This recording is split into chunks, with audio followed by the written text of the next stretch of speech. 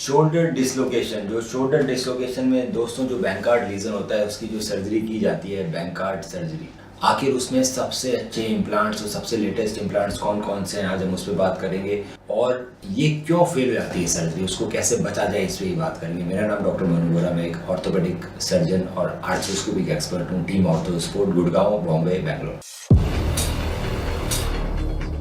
तो दोस्तों जब कंधा डिसलोकेट होता है पहली बार, तो हमारे शोल्डर में एक लेब्रम होता है जो उसको डिसलोकेशन से बचाता है। तो जब पहला डिसलोकेशन हुआ है उसमें वो लेब्रम टूट जाता है। दोस्तों मैक्सिमम लोगों का लेब्रम टूटता है, कुछ लोगों का लेब्रम नहीं टूटता, उन्हें कैप्सूल स्ट्रेच हो जाता है। सो एमआरआई कराते हैं तो उसमें लेब्रम टियर भी नहीं आता, बार बार में डिसलोकेट हो रहा है पर एमआरआई नॉर्मल है। इसका मतलब ये है कि आपका कैप्सूल स्ट्रेच हो गया। तो या तो आपका लेब्रम टूट गया, बैंकार्ड लीजन आ गया है, और आपका या फिर आपका कैप्सूल स्ट्रेच हो गया। दोनों ही कंडीशन में सर्जरी करनी पड़ती है उसको ठीक करने के लिए, ताकि आपका कंधा बार बार में डिसलोकेट, क्योंकि अगर वो बार बार में डिसलोकेट करता रहेगा दोस्तों धीरे धीरे कंधा खराब हो जाएगा और एक टाइम ऐसा आएगा कि इसमें कोई भी सर्जरी कामयाब नहीं होगी, फिर शोल्डर रिप्लेसमेंट कराना पड़ेगा। तो बहुत जरूरी है कि बैंकार्ड इंजरी को इग्नोर नहीं करना चाहिए। अगर आपका कंधा एक बार से ज्यादा डिसलोकेट हो रहा है तो उन्हें सर्जरी की जरूरत। सो बहुत तरह के इम्प्लांट्स आ गए हैं जिससे हम बैंकार्ड लीजन को या कैप्सूल जो होता है उसको टाइट करते हैं और उसको बोन में वापस पकड़ जाते हैं। बहुत तरह के एंकर्स, तो जो सबसे अभी एडवांस एंकर है उसका नाम है फाइबरटेक। तो दोस्तों फाइबरटेक एक ऑल सूचर एंकर है, जैसा कि आप एनिमेशन में देखेंगे ऑल सूचर एंकर, इसमें और कोई भी मटेरियल नहीं है।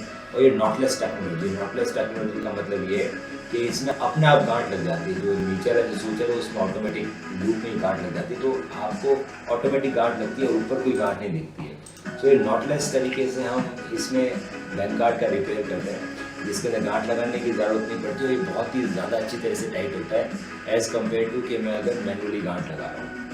तो इस तरह के कई सारे एडवांस इम्प्लांट्स है। दूसरा आता है पुश लॉक। तो पुश लॉक एंकर है, उसमें हम टेप्स यूज़ करते हैं। तो जैसा आप देख पा रहे हैं टेप है, टेप के थ्रू हम कैप्सूल और बैंकार्ड जो टिश्यू है हमारा लेब्रम टिश्यू है उसको पकड़ते हैं, और पुश लॉक नॉटलेस एंकर होता है जिसके थ्रू हम उसको बोन में इंसर्ट करते हैं। तो ये दो तरह के अच्छे एंकर्स हम लोग यूज़ कर रहे हैं। उसके बाद भी दोस्तों बैंकार्ड जो रिपेयर, उसके फेलियर के चांसेस ऑल ओवर वर्ल्ड लगभग 20%, मतलब 100 में से 20 surgeries all over world fail होती है। तो इसके फेलियर के चांसेस काफ़ी हाई होते हैं। तो आखिर ऐसा क्या किया जाए कि इसमें फेलियर ना आए, इसके लिए अब क्या क्या कर सकते, सर्जन क्या कर सकते। सो सबसे पहली ज़रूरत है देखने की कि आखिर उसमें जो बैंकार्ड लीजन है कहीं बोनी बैंकार्ड तो नहीं है, कहीं उसमें बोन लॉस तो नहीं है। तो बोन लॉस अगर ज़्यादा है तो उसमें कई बार लेटार्जी प्रोसीजर करना पड़ता है, तो उसमें नॉर्मल बैंकार्ड रिपेयर से काम नहीं चलता, या फिर आपको जो ग्लिनोइड है उसको रिकंस्ट्रक्ट करना पड़ता है। तो या तो मैं लेटार्जी करूँगा या मैं ग्लिनोइड रिकंस्ट्रक्शन करूँगा आर्थ्रोस्कोप, और फिर मैं बैंकार्ड रिपेयर। तो बहुत ज़रूरी है देखना कि आखिर बोनी लॉस तो नहीं है। दूसरा, जब भी डिसलोकेशन होता है तो आपकी ह्यूमरस साइड में एक खड्डा होता है जिसका नाम होता है हिल सैक्स लीजन। सो हिल सैक्स लीजन का देखना पड़ता है वो ऑफ ट्रैक है या ऑन ट्रैक है, वो हम आराम से देख पाते हैं एमआरआई के अंदर और आर्थ्रोस। और अगर वो लीजन बड़ा है तो उसमें भी रेम्प्लिसाज करना पड़ता है दोस्तों उस खड्डे को भरने के लिए। रेम्प्लिसाज प्रोसीजर के अंदर भी हम नॉटलेस एंकर्स यूज करते हैं जिससे मांसपेशी ढंग से भरी जाती है और गांठ नहीं लगती। साथ साथ में बहुत जरूरी है देखना कि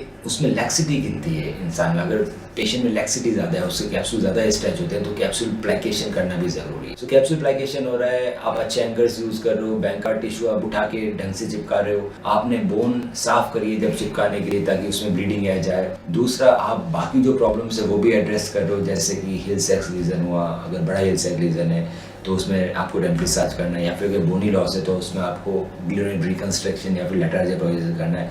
कहाँ पे डिसलोकेशन हुआ है, मोस्टली एंटीरियर डिसलोकेशन होता है, पर कुछ लोगों में पोस्टीरियर डिसलोकेशन भी होते हैं। तो पोस्टीरियर बैंकार्ड है, तो पोस्टीरियर बैंकार्ड जब हम रिपेयर करते हैं तो बहुत ज़रूरी है उसके अंदर के जिस स्कोप से हमने अंदर गए हैं उसमें जो कैप्सूल में जो खड्डा हुआ है उसकी भी रिपेयर होना ज़रूरी है, तो कैप्सूल रिपेयर भी होता है।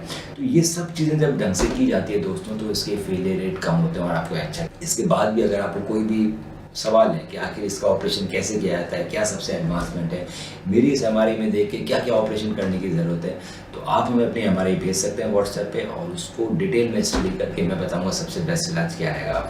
स्टेप 1, आप अपनी एमआरआई रिपोर्ट मुझे व्हाट्सएप करें।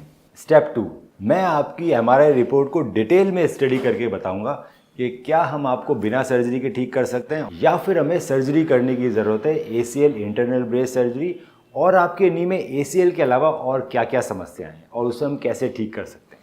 स्टेप 3, जब आप मुझसे मिलने आएंगे तो मैं आपके नी का डिटेल्ड फिजिकल एग्जामिनेशन करूंगा, आपकी फिल्म्स को डिटेल में देखा जाएगा और उसको देखते हुए आपसे ट्रीटमेंट ऑप्शंस डिस्कस किए जाएंगे। आपके जितने भी सवाल हैं उन सभी का मैं जवाब दूंगा। ACL इंटरनल ब्रेस सर्जरी की रिकवरी आप देख सकते हैं हमारे फेसबुक के ACL विनर ग्रुप में, और देख सकते हैं कैसे एथलीट्स 3 महीने के अंदर रनिंग चालू कर रहे हैं ACL इंटरनल ब्रेस सर्जरी के बाद। आज ही अपनी MRI रिपोर्ट हमें व्हाट्सएप करें।